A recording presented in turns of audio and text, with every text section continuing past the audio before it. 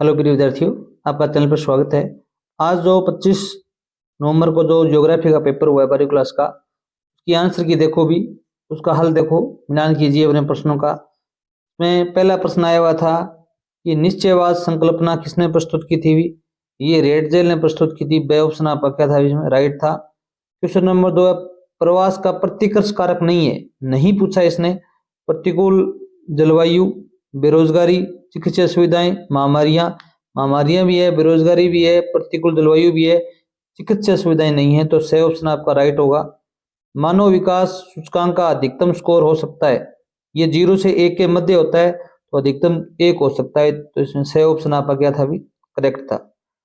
मानव विकास प्रतिवेदन का प्रकाशन कौन करता है? अभी ये यूएनडीपी करता है। ठीक है। सोवियत संघ में सामूहिक कृषि को किस नाम से जाना जाता है? अभी वहां पर कोल खोज कहते हैं। क्या कहते हैं? अभी कोल खोज। ए ऑप्शन आपका क्या था? अभी करेक्ट था। और 6 नंबर प्रश्न देखो भी, कौन सा उद्योग कृषिगत कच्चे माल पर आधारित नहीं है? चीनी उद्योग भी है, वस्त्र उद्योग भी है, रबर उद्योग भी है, इसमें नमक उद्योग है वो कच्चे माल पर आधारित उद्योग नहीं है। हम आपके लिए सभी पेपर हमने जो हुए हैं उनका हल उपलब्ध करवाया है, आगे भी करवाते रहेंगे, तो चैनल जरूर सब्सक्राइब कर लीजिए। आगे देखो भी, साधारण प्रश्न, निम्न में से कौन सा एक तृतीय सेक्टर का कार्यकलाप है? तृतीय सेक्टर में क्या आता है? अभी परिवहन आता है। सही ऑप्शन इसमें आपका क्या था? अभी राइट था। 8 नंबर प्रश्न है, भारत का पहला उपग्रह कौन सा था? अभी आर्यभट्ट था। और वृद्ध झील प्रदेश स्थित है, सुपीरियर, ये बड़ी झीलें हैं, वो उत्तरी अमेरिका में स्थित है। और तेल पतन का उदाहरण नहीं है, अबादान है, त्रिपोली है, कोचीन है, ये माराकोइबो है, ये तेल पतन का उदाहरण नहीं है। और 11 नंबर प्रश्न देखो, विश्व परिवहन की प्रमुख विद्या या विधाएं हैं, तो स्थल परिवहन, जल परिवहन, पाइपलाइन परिवहन, ये द ऑप्शन आपका क्या होगा? अभी करेक्ट होगा। और 12 नंबर प्रश्न देखिए भी, जनगणना 2011 के अनुसार भारत का औसत जनसंख्या घनत्व कितना है? अभी ये 382 व्यक्ति पर किलोमीटर है। ब ऑप्शन इसमें आपका क्या होगा? अभी करेक्ट होगा। और क्वेश्चन नंबर 2 में रिक्तस्थान आए थे, महामारी विज्ञान का अध्ययन स्थानिक महामारी विज्ञान भूगोल में किया जाता है या स्थानिक भूगोल में किया जाता है? आप लिख सकते थे, स्थानिक भूगोल भी लिख सकते थे। प्रवासी जो किसी नए स्थान पर जाते हैं वो क्या कहलाते हैं? अभी अप्रवासी कहलाते हैं उनके लिए, यहाँ प्रवासी आएगा। थॉमस रॉबर्ट माल्थस ने अपने सिद्धांत में कहा था कि दुनिया में लोगों की खाद्य संख्या खाद्य आपूर्ति की अपेक्षा अधिक तेजी से बढ़ेगी। यहाँ पर थॉमस माल्थस लिखोगे आप। और 2016 में विश्व व्यापार संगठन के कितने सदस्य देश थे? भी 164 देश थे। और भारत में विश्व का क्षेत्रफल पूछा जाए तो 2.4% आपका आंसर था यहाँ पर। और 2011 की जनगणना में न्यूनतम जनसंख्या घनत्व वाला राज्य है वो अरुणाचल प्रदेश था। यहाँ पर लगभग 17 व्यक्ति पर किलोमीटर के हिसाब से थे। ये भरमौर जनजातीय क्षेत्र है, वो किस राज्य में स्थित है? भी हिमाचल प्रदेश में स्थित है। अब आगे देखिए भी, 3 नंबर प्रश्न दिया गया है, आर्थिक भूगोल के 2 उप क्षेत्र पूछे गए थे। इसमें आप औद्योगिक भूगोल, कृषि भूगोल, संसाधन भूगोल, पर्यटन भूगोल, विपणन भूगोल, इनमें से किसी एक 2 का आप लिख सकते थे, केवल नाम लिखना था। और आगे दिया गया कुंड या टांका क्या है? अभी आप बताएंगे। राजस्थान में पारंपरिक तरीके से जल एकत्रीकरण करने की विधि है, जो घरों में पानी को एकत्रित किया जाता है, उसे कुंड या टांका कहते हैं। मिश्रित कृषि से कहते हैं भी एक ऐसी कृषि प्रणाली जिसमें एक ही खेत में फसल उगाने और पशुपालन का कार्य साथ साथ किया जाता है।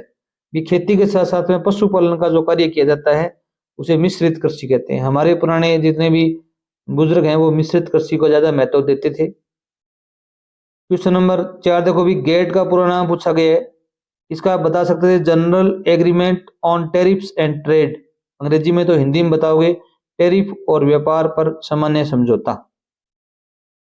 क्वेश्चन नंबर 5 देखो भी, वृद्धि और विकास में क्या मूलभूत अंतर बताना था? वृद्धि क्या होती है? भी मात्रात्मक होती है, और विकास है वो गुणात्मक और मात्रात्मक दोनों होता है। ठीक है, ये अंतर बता सकते थे आप। अब यहाँ पर 4 नंबर प्रश्न है, ये दिया गया है, स्मार्ट सिटी मिशन पर संक्षिप्त टिप्पणी करनी है आपको। तो इसमें आप बता सकते थे, ये स्मार्ट सिटी मिशन है, ये 24 जून 2015 से स्टार्ट हुआ और शहरों का विकास करना इसका मुख्य लक्ष्य था। शहरों को आधुनिक आधारभूत सुविधाओं से लेस करना इसका लक्ष्य था। प्रश्न नंबर 5 देखो अभी, लेगून और पश्च जल क्या है? अभी पश्च जल क्या है? लेगून समुद्र तट पर स्थित उथला जल निकाय है जो रेत की पट्टी या अन्य अवरोधों द्वारा मुख्य समुद्र से अलग होता है। इसमें पानी क्या होता है? अभी खारा होता है, जैसे चिल्का झील है, एक लेगून झील है। जबकि पश्च जल तटीय इलाकों में समुद्र के समानांतर बहने वाली नदियां या खाड़ियां या नहर हैं। इनका पानी खारा और मीठा दोनों ही होता है। क्वेश्चन नंबर 6 देखो, राष्ट्रीय राजमार्ग विकास परियोजनाओं को संक्षिप्त टिप्पणी करनी है। भी राष्ट्रीय राजमार्ग विकास परियोजनाएं हैं, इनका उद्देश्य क्या है? भी हमारे देश में राजमार्गों का विस्तार करना और गुणवत्तापूर्ण सड़कें उपलब्ध करवाना जनता को, और यातायात को कम करना और यातायात को सुगम बनाना इनका मुख्य लक्ष्य रहता है। क्वेश्चन नंबर 7 देखो भी, नमामि गंगे कार्यक्रम पर संक्षिप्त टिप्पणी करनी है आपको। तो ये नमामि गंगे परियोजना है, वो गंगा नदी के संरक्षण के लिए चालू की गई है। यह एक एकीकृत संरक्षण मिशन है, इसे जून 2014 में केंद्र सरकार द्वारा फ्लैगशिप कार्यक्रम के रूप में अनुमोदित किया गया था। इसका मुख्य लक्ष्य है प्रदूषण को कम करना, गंगा नदी का संरक्षण करना और उसका पुनरुद्धार करना और वृक्षारोपण करना।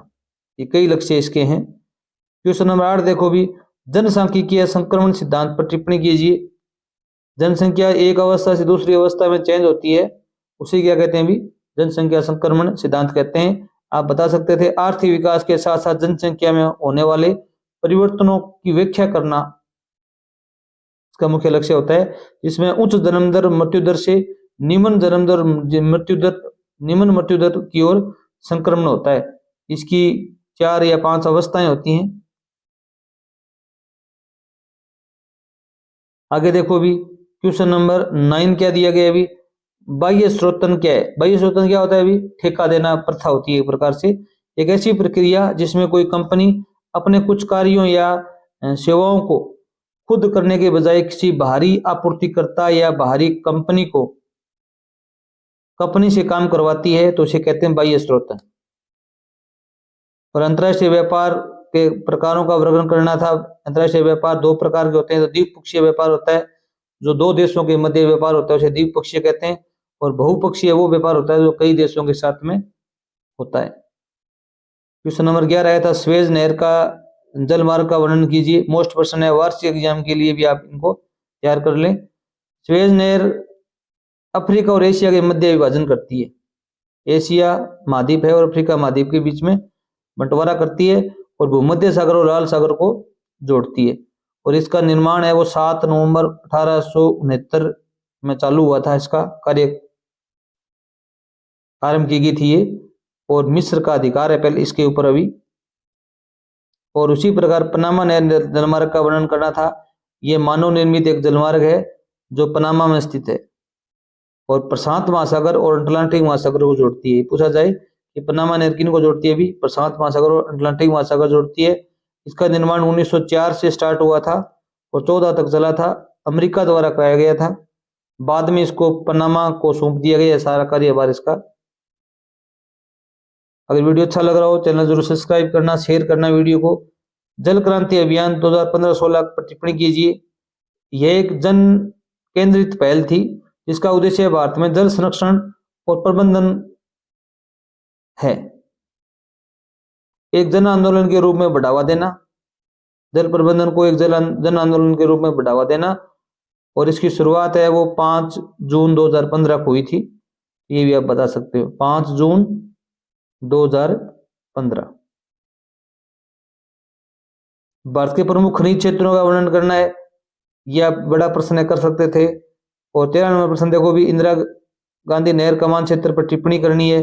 तो भारत की सबसे बड़ी नहर प्रणाली ये, जो पंजाब के हरिके बैराज से शुरू होकर राजस्थान के थार के रेगिस्तान में सिंचाई सुविधा उपलब्ध करवाती है और पेयजल भी उपलब्ध करवाती है। इसका निर्माण 2 चरणों में आरंभ हुआ था। पहला चरण चला था 1952 से 1983 के मध्य में।